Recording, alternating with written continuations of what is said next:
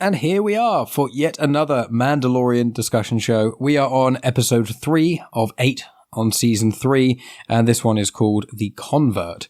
And this episode is the most different so far. I've seen a couple of people edit the artwork of Mandalorian to have where A-N-D-O is, have Andor in there. So it's Mandalorian, because it's quite reminiscent of certain elements of Andor. But before we delve into that, I've got two guests with me. We've got Megan, who is my occasional co-host on Genuine Chit-Chat and normally pops up in these discussion shows somewhere. And then we've got Ms. Tonya Todd, who is part of the Femme On Collective and did Banned Books Week, which I'm almost finished now.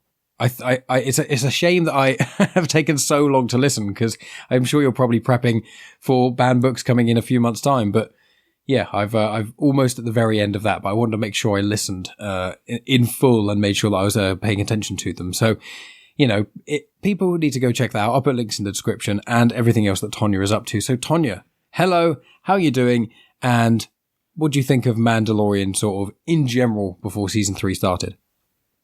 Wow, that's a lot. It is a lot, but I've thrown it all at you at once. Okay, well, meow. Thank you for having me on your show again. And it's really good to see you, Megan. I haven't seen you in a really long time. Yeah, it has been a while. How am I doing? Busy and blessed, as usual. Mm-hmm. Femon is keeping me very busy, and then I have some other projects going on, which, you know, we'll get to later probably. I was a fan of The Mandalorian. I enjoyed it from the beginning. It was, whoa, where did this come from? I didn't know that I could really enjoy a Star Wars thing all anew with characters that weren't already established. I really enjoyed the first 2 seasons of it. I'm not saying there weren't moments. There's always going to be moments on a show that lull, but I thought the series was great.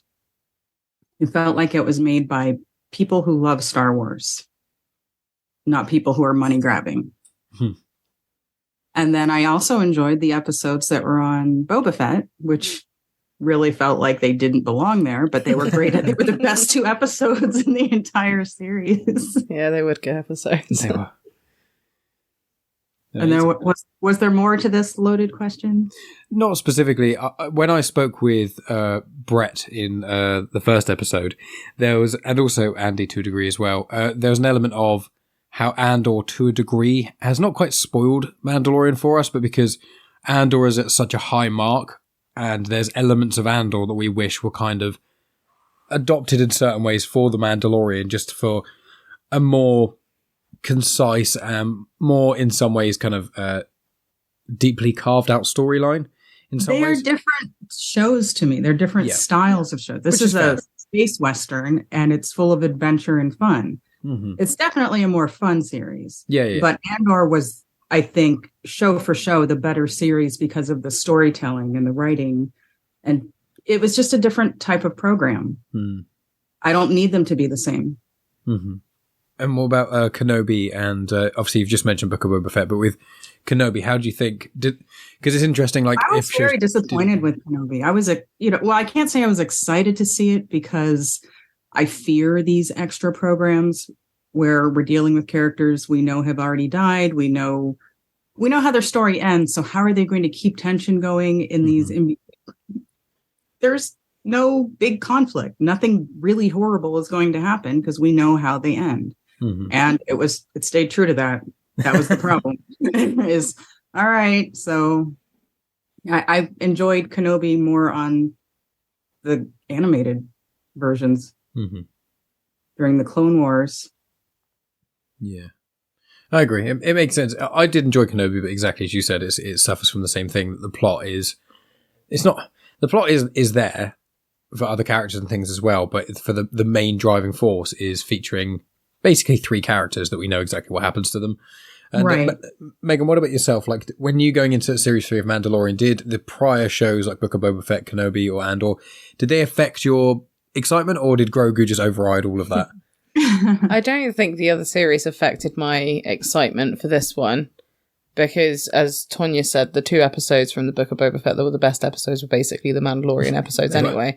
So I like The Mandalorian. I liked Andor, but I think I prefer The Mandalorian because I think there are more elements that go. Like, I think for me, Andor was too serious for me. I think I need that, like, I need the Grogu. Do you know what I mean? I need the cute thing. Right, Jar Jar. That's what you need. Yeah, I need the Jar Jar. Give me Darth Binkus. That's what she always calls him. I mean, to be fair, Porgs are incredible. Well, yeah, there's always a cute thing, isn't it? There's the Ewoks, there's the Porgs, there's, like, BB-8. Yeah. And in this one, we've got the Grogu. Which is almost the ultimate trump card. This is why you're Hufflepuff. It is. I'm actually playing Hogwarts Legacy at the moment. I've got to the point where I can collect beasts, and I'm so excited by it. Have you ever done the Pottermore quiz and not had Hufflepuff? I think I did the Pottermore quiz once and I got Ravenclaw. Yeah. But I would say every single time otherwise it was Hufflepuff. I've had all of them apart from Hufflepuff. Yeah, and then it was funny because when I went to the Hogwarts studio tour in the Warner Brothers studio tour in LA, I went and did the sorting hat and someone took a picture for me and I got chosen as Hufflepuff on this thing that's obviously just pre-recorded. It was, yeah. No, it's magic, Megan. Oh, yeah, sorry. Magic. And Grogu's a real being as well. Yeah. But yeah, no, I need the Grogu. Okay. So I was excited. Yeah, that's fair. I mean, as I enjoy all Star Wars content, Kenobi, Book of Boba Fett, animated stuff, and Mandalorian. So, yeah, I've been enjoying that. And just quick as well, have you been watching Bad Batch, Tonya? Yes, I'm behind, but I have been watching it. Have you been enjoying that so far? It started off great, and then it started to get slow, and it's diverting from where I thought it should go. Mm-hmm. But I don't know where. I don't even know if it's done. That's how far behind I am. I don't know if this is a show that came out all at once because I'm watching one at a time. No, it's weekly. We're still watching episodes now. I think there's 3 more. No, there's 2 or 3 weeks because the finale is going to be a 2-parter. So it's feeling like Monster of the Week episodes, and I don't need that. I want to. I mean, do it to develop something long term. That's fine. Use it as a tool, but not. No, that's it. It really has no connection to the rest of the story. Mm-hmm. I've been enjoying Bad Batch. I think it's good. I think that the last 2 episodes, so the 2 most recent ones, are probably some of the strongest. But I did find it suffered from that a little bit as well. But you know, I'm a sucker for Rebels, so I'm waiting for that animated show that can hit those heights. But the animation is ridiculous. I was saying that to you. You said that earlier. Yeah, when we were there are scenes that look like they were just real. You know, before they put the characters in it, if you're just looking, oh, here's the sunset, and you're just, someone drew that. Yeah. It's incredible. It's gorgeous. Mm. Yeah. Well, let's not enough crosshairs for my taste. Because maybe I'm not there yet. Yeah, maybe not. And if you get to a certain destination, then let me know. So Mandalorian season 3, episode 3, The Convert. So it's in 3 parts, and the first part and the third part are basically one element of a story, and the middle section is a completely, at the moment, removed story, which is an interesting choice for Mandalorian. But you know, Book of Boba Fett basically did this, so right, and we all complained about it. We loved the episodes, but we complained about it happening in Boba Fett's show. Mm-hmm. This is not where it belonged. Mm-hmm. So I am maintaining that. Well, that's fair. But if we focus on the stuff that was to do with the Mandalorian initially, so you know, it starts off that they, right where the previous episode ends, which I quite liked. I didn't expect them to do that. They're in the mines of Mandalore. They're in the water. They have a few conversations, and they basically get up, go, have some skirmish. No, Bo-Katan asks Mandalorian if he saw something living in the water. Oh yeah, and he says he didn't. So it was only her who saw the mythosaur. And then she asks again, "Are you sure?" And he's like, "No. Why? No reason. Okay, I'll just let that go." Yeah, I'll never ask anything again. And then they do the space battle and things with the TIE interceptors and etc. And then jump to hyperspace. So do you have any thoughts on that element, Tonya, of the first scene before it jumps to the rest? It was fun and cool to watch, but you know, some of my suspension of disbelief. This whole episode, a lot of my suspension of disbelief was really being tried. It was cool watching him jump from the ship, but come on, like. I just don't see how it's possible that he wouldn't have died. He almost hit one of the interceptors, or one of them almost hit him as he was falling. I thought that as well. Too easy. The whole thing was too easy, and it looked cool, but it felt more like a cartoon than the way they're trying to make this more realistic. Mm-hmm. Fair comments. What about you? Yeah, I agree. I just think it's so unlikely. Like, the only thing that happened is that he, like, stumbled a little bit when he landed. At least he didn't do a superhero landing where he was there perfectly. That would have been too lame. But it was still fun to watch. Mm-hmm. Yeah, and I like seeing the Imperial remnant at least vaguely seeming like a threat. At least a little bit, but still, it creates some questions, don't you think?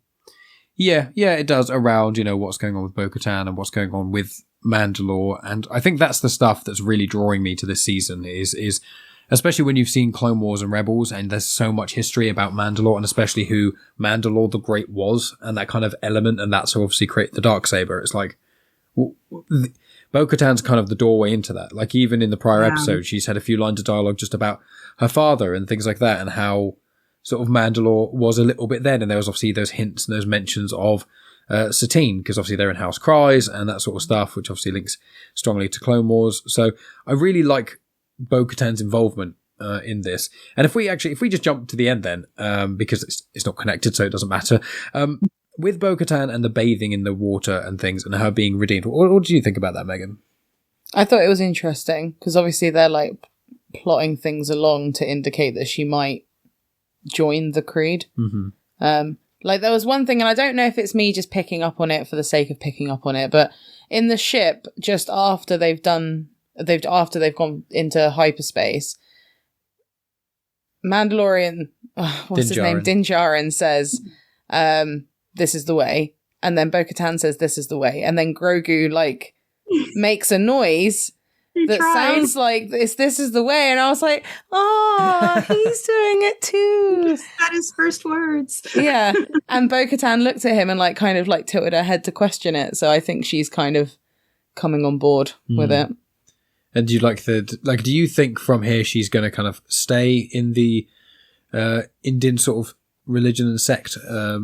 I don't know, because Bo-Katan does whatever she thinks is right. Yeah. So she's not going to stay part of this. I don't want to say cult. It's not a cult. The religion, the creed. She won't stay as part of the religion if she doesn't think it's the right thing to do. Because obviously her like character arc throughout all of the stories is like up and down, isn't it? It is. And I never asked you either. What did you think about in the prior episode, and then I'll come to Tonya, with Din using the Darksaber and it being really heavy and him like it being weighed down when he was fighting those sort of fights, I think they're called, the caveman. Well, he doesn't want it, does he? No, I know. And then she picks it up. She picks it up and she's just flawlessly destroying everyone with it. And I just thought, the weight of the Darksaber is kind of, she doesn't have that issue with it. So the idea that she's going to become the ruler of Mandalore, I think that's kind of a hint. I thought that was always going to be the case. Mm-hmm. No, fair enough. Yeah. What about you, Tony? What do you think of sort of Bo-Katan and her future and how her involvement with the Children of the Watch that Din's a part of? How do you think that's going to affect her character going forward? Or what do you want it to do, if anything? I don't think it was her intention to join them. She was just trying to save him. I did see it coming, like, oh, she has not taken her helmet off the entire episode. And she was in the water too. She didn't say the words, but no one said he had to make that promise. That I feel like that was just part of the ceremony that he recalled from when he first did it. And so I figured at some point she was going to join them. I don't think she wanted to. I think she's torn because she doesn't really believe in their way of life. But at the same time, she's been alone for a while. I'm sure she misses community and family, and they're not bad. It's not like she is opposed to them. She's just not a true believer. So I think she's going to go this course until it doesn't suit her anymore, and not in an evil, villainous way, just more like, let's see how this works. But she's a leader, not a joiner.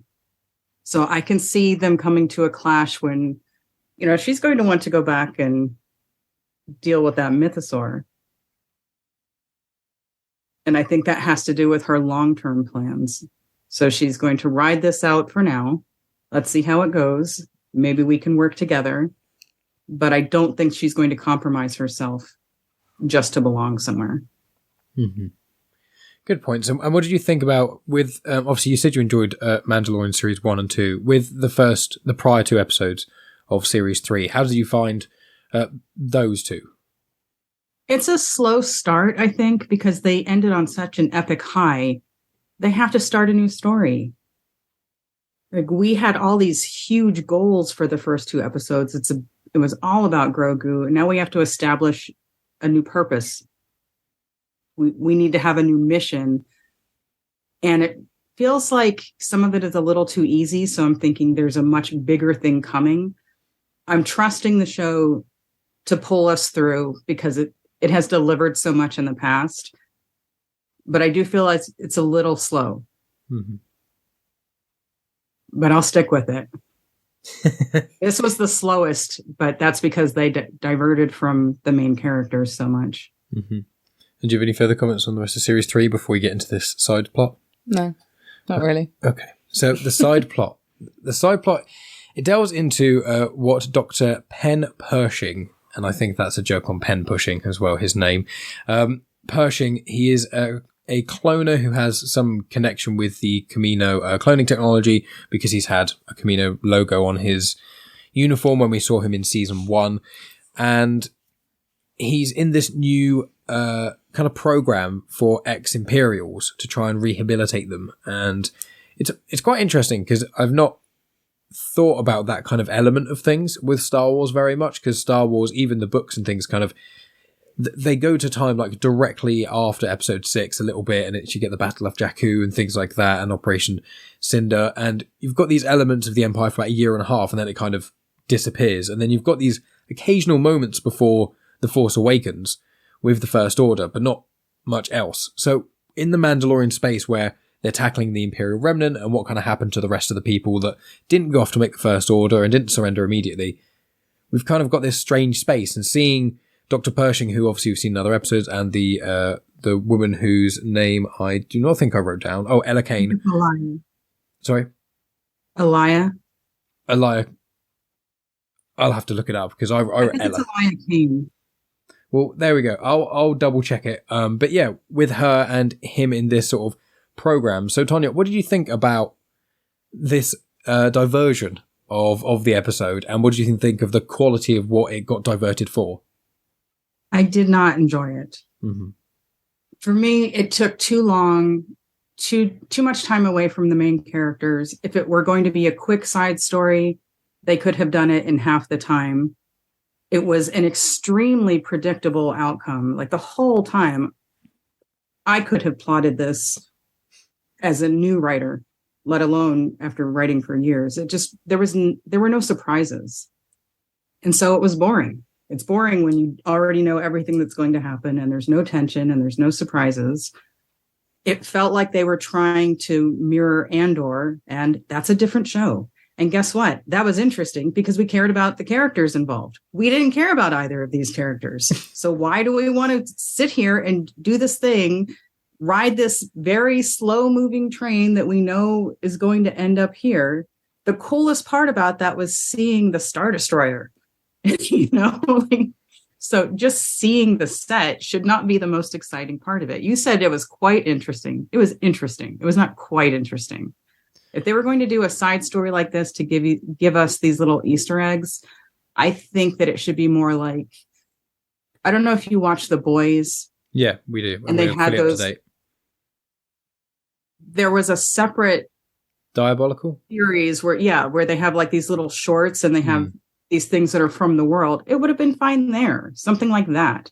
And I would still watch it, but you know what you're getting into. You're not sitting down, ready to watch The Mandalorian, and then, oh no, we're going to watch these two.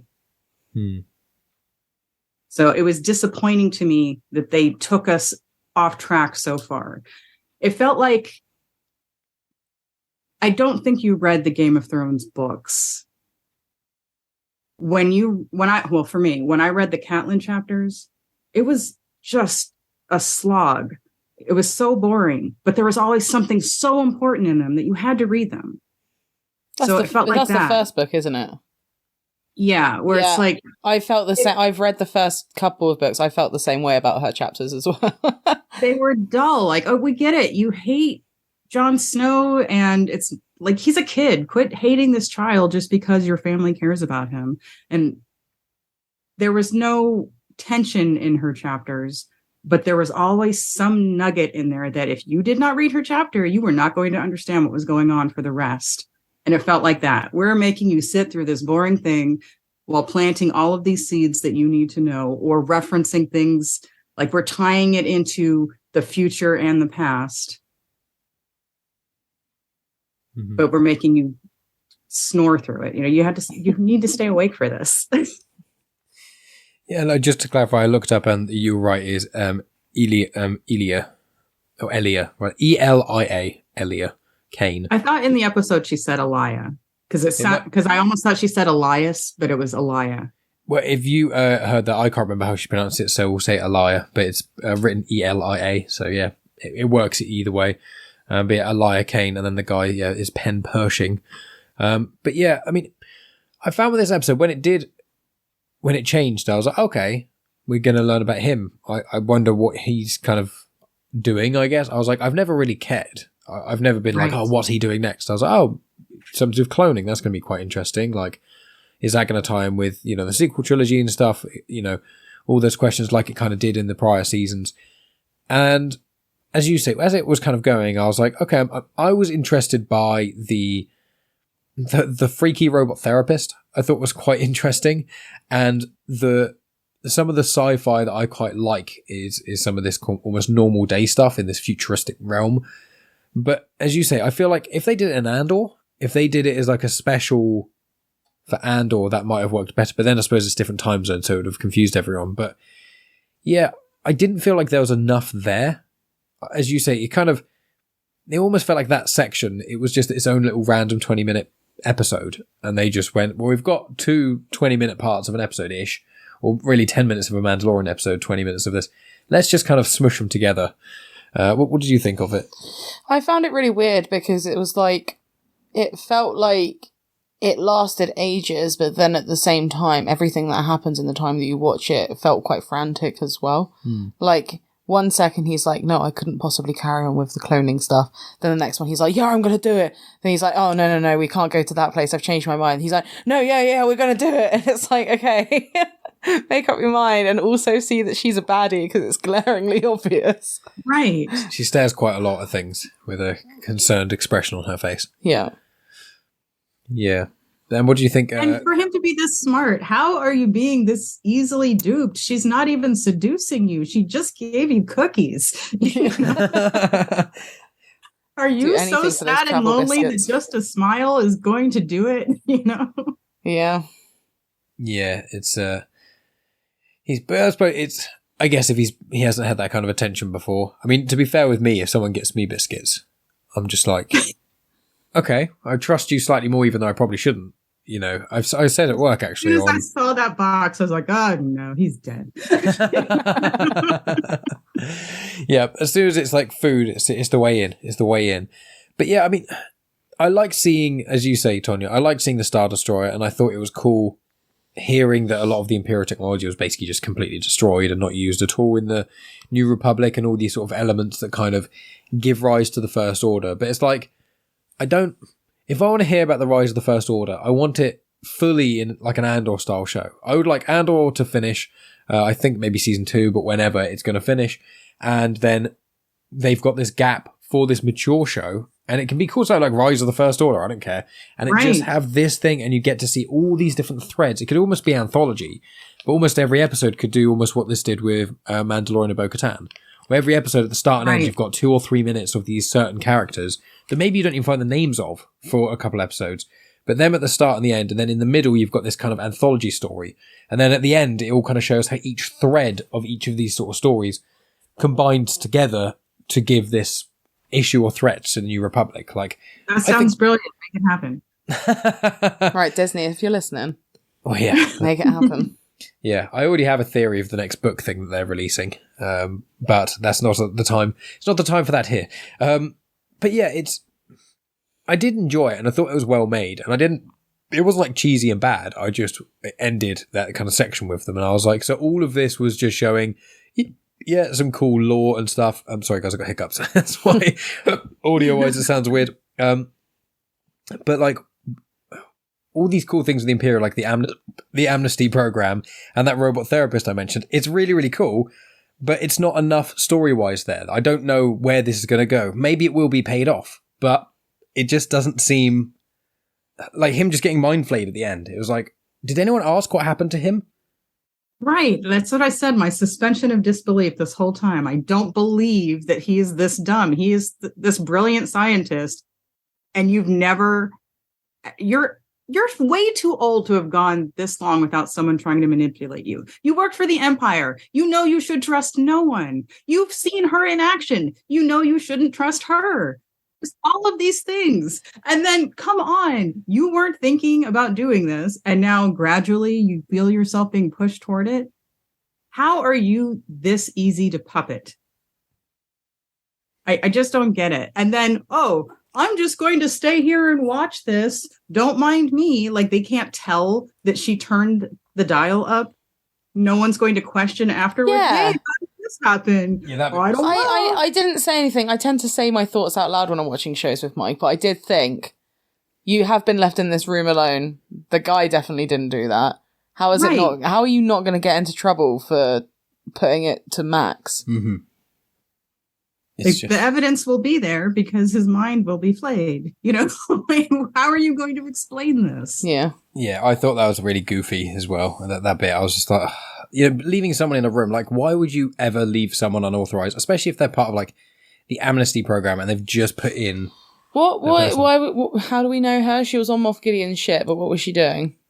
I think she's just an Imperial officer. She was just an officer. One of the people on the ship. Right. I can't remember if there was anything more important about her specifically, but I think she was just an officer on there. She had some talking lines and things, so she had been involved a little bit in other episodes, a little bit less than Pershing has. But I'm trying to work out what it was trying to show. Was it trying to show that she is still actually working for the Empire and that she's just kind of getting rid of anyone who kind of isn't on board by framing them or something? Or is she more so like she's just so up for whatever the main government is and she's just ridiculously cutthroat, and just to get herself higher and higher in the ranking, she's like power hungry. To get herself higher and higher in the New Republic, she has to basically screw people over to get there, which is the way the Empire wanted it. Is it that? I assume it's more so the former, that she's kind of air quotes evil, working for the Empire or whatever, the Imperial remnant. But I wondered, do you either of you have any kind of thoughts on her specifically? You don't, Megan? No. Tonya, then? Well, they did drop those hints that Moff Gideon is free again, and she could be working for him. She could be the mole on the inside, manipulating from within, pretending to be, I have recovered, I am reformed. Now she's getting all their secrets and gathering all of this stuff. If he's free, he might be the one who sent all that stuff after Bo-Katan. We don't know, but they did drop that hint that he might be on the loose again, and he's a formidable opponent. Mm-hmm. I don't think that she's going to get as high as he was. I think they're showing there's more going on that you think. They're doing all this hinting about the cloning, which could just be, hey, we need to make the last episode of Star Wars not suck as much.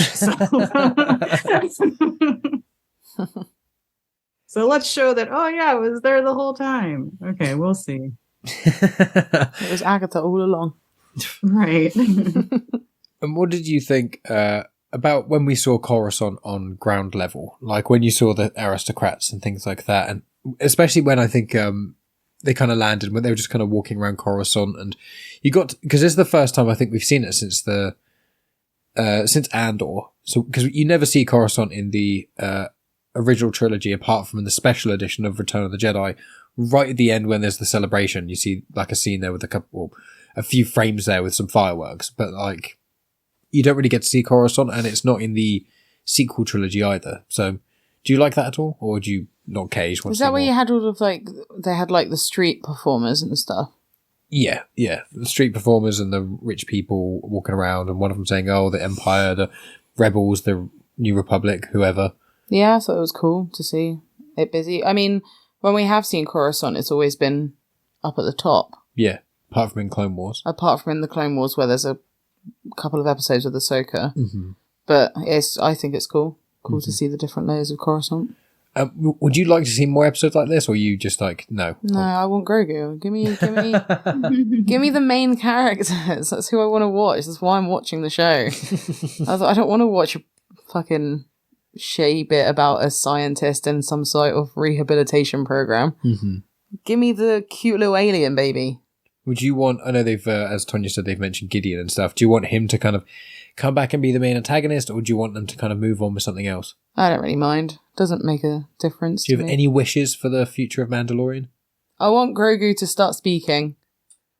Like little words here and there, like a full-on. Not necessarily. I just want him to be able to communicate. Obviously, you can start seeing the start of him being able to talk. I just want to see his character development because obviously he's like 50, 60? Yeah, it's confusing because there's been things that have been said that say that Book of Boba Fett took place over 2 years, and it's like, okay, that's quite strange if that is, and that Mandalorian and Grogu were together in season 1 and 2 of Mando for.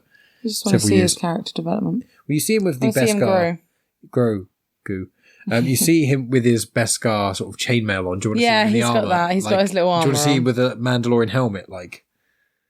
Yeah. Well, no, but I don't want him to have a helmet because then I won't see his face. But his little ears poking out. Yeah. Yeah. What last thing with you, and I asked Tonya the same, with his ship. Do you like the new ship, the Naboo? I like the ship. I like the fact that Grogu's got his own little space bubble that he pokes his head out of. I think it's cute.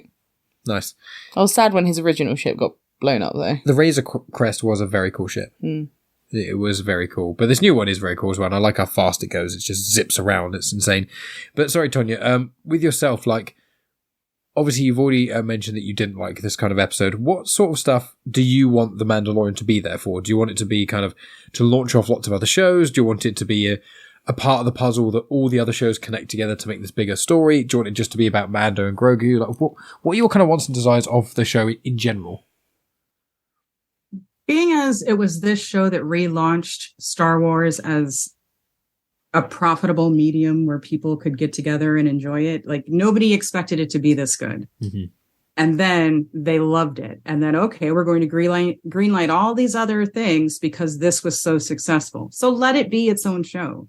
It doesn't need to launch all the other shows. There can be cameos, sure, but that shouldn't be why we're gathering here to see it. And it's called Mandalorian. Let's focus on Mandalore and Mandalorian history. It doesn't have to be just him, There's all this material that they've hinted at in the past, and I think that stuff is fascinating.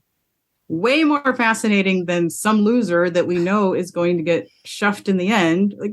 We've seen this story 1,000 times. Dude, if you didn't see it coming, then you deserve it, No sympathy from Tonya. None. I didn't like him to begin with. I like him less now. Yeah, he's pretty weak. A pretty weak character. And what do you think about the Razor Crest? Obviously, when that was destroyed, him getting this new starfighter.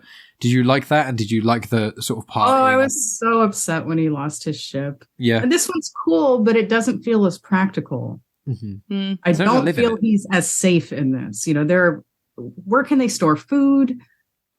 They're very tiny compared to most other ships, so he can get away quickly, but he is not going to be able to deal with much damage. I wish he had this ship that could be stored beneath a bigger, safer ship. This can't be his house. He lived on that other ship. You can't live in this. Yeah, it's kind of like a caravanette or like a small RV compared to driving like a sports car. It's right. You can go way faster, but that's about the only thing you can do better. And obviously, I think the weapon systems are pretty good in they've all been modified, haven't they? Yeah, the modified Naboo starfighter. But yeah, he can't really live in it. But did you spot the Purrgil stuff in the first episode? No. So when Grogu was looking out in hyperspace, I love the I didn't know what they were called. Shapes. Yes, I did. Yeah, the whale things. The whale things from a certain show that are quite important. The show I always mention in every Star Wars discussion, which is Rebels, that everyone should be watching because it's amazing.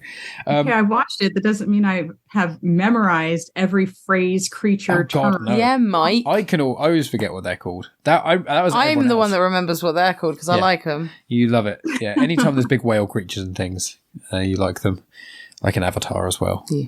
But It looked real. oh yeah, they're incredible. I found myself watching the end credits going, wait a minute, this isn't real. This feels like watching a nature show. Yeah.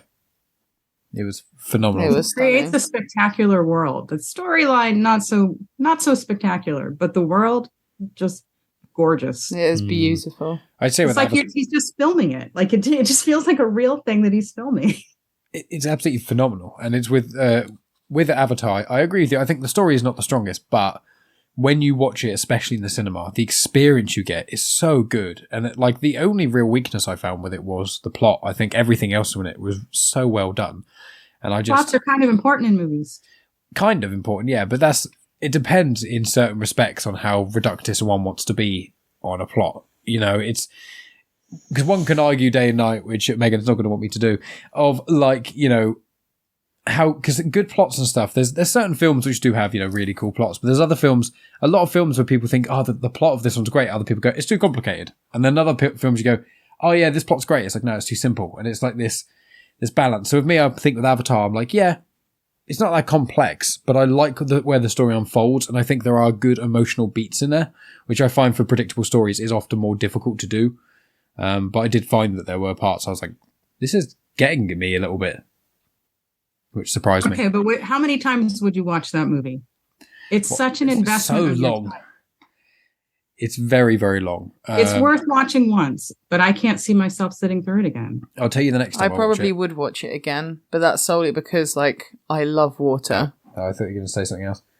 Avatar 3, that's the next. Oh, no, I love water, so I would watch this again because I love sea creatures and stuff. As you said, it's kind of like watching a David Attenborough documentary.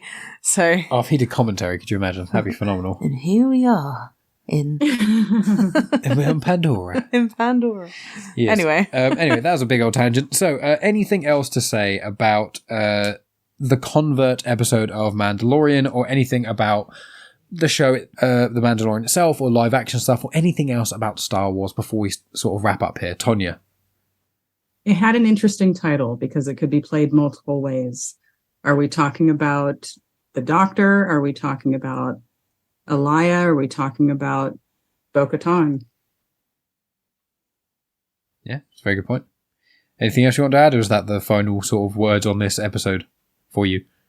Thumbs up. Not even giving a word. That'll do for now. What about you, Megan? Do you have anything else to add? No, I don't. No. Shut up. That's a good response. No. It was all right. I'm not that fussed by this we had episode. to get there, right? We had to get to that phrase. We had to get to it, so it was all right. It's just your coined phrase.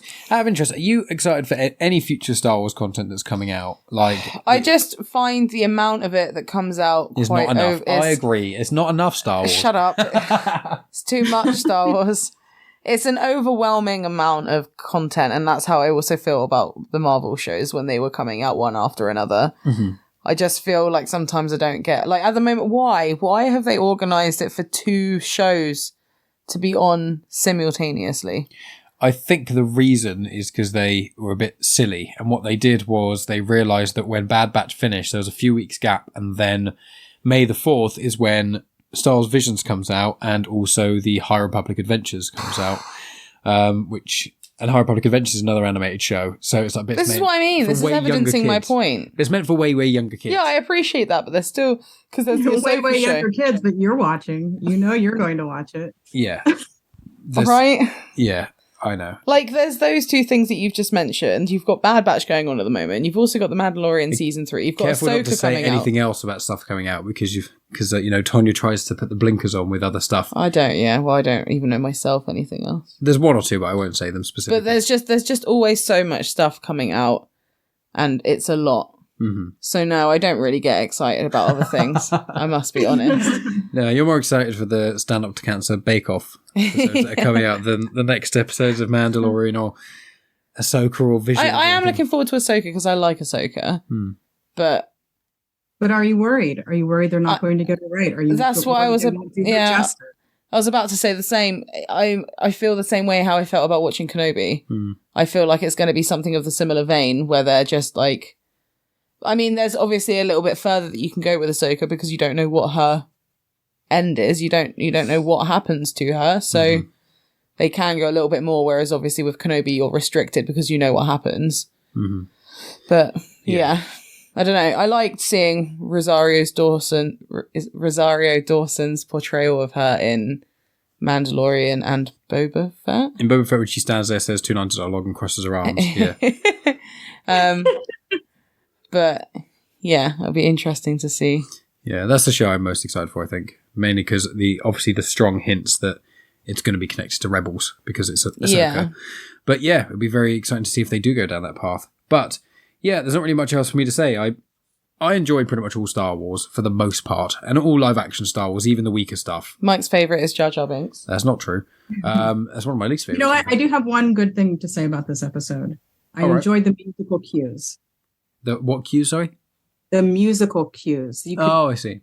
Hear elements of movies past and movies in the background. That's I said when they were walking on Coruscant, it was like there's a band playing, and it was like a version of one of the little hints of things, and I enjoy when they do that well, and I thought they did it well this time. I agree. That's a good point. Yeah. So I enjoyed this. You could feel Palpatine's presence even if he wasn't really there. You could feel his influence even if he wasn't there. Yeah, I hope he doesn't pop up in too much more stuff. But this is where they come out with another series. It's like a whole new thing, and then they bring Palps back again. Well, it's like he's not really dead. Palps. Yeah, Palps. Yeah, I actually know the Acolyte. That's the thing I'm most excited for. It's coming out. I know almost nothing about it, and anything I do know I won't say. But it's that show. I'm more excited for that show than even Ahsoka. So we shall see, though. But Tonya, do you want to tell us what you've got going on, what you've got coming out? I'll put links in the description to banned books because I said it, so I have to do it. And also, obviously, the Femon Collective, and also your website and social media. Anything else you want to mention to the world? Just to mention that what I do on Femon is talk about fitness and active activism, and then occasionally TV and movies. I have some creatives coming up that I'm going to share with all of you, and I'm interested to see what you think. Brilliant. Megan, you know you love plug-in and social media and all that sort of jazz. Hello, everyone. Grits Gets Fit. Instagram. Don't really use it that often because I try not to look at my phone too much.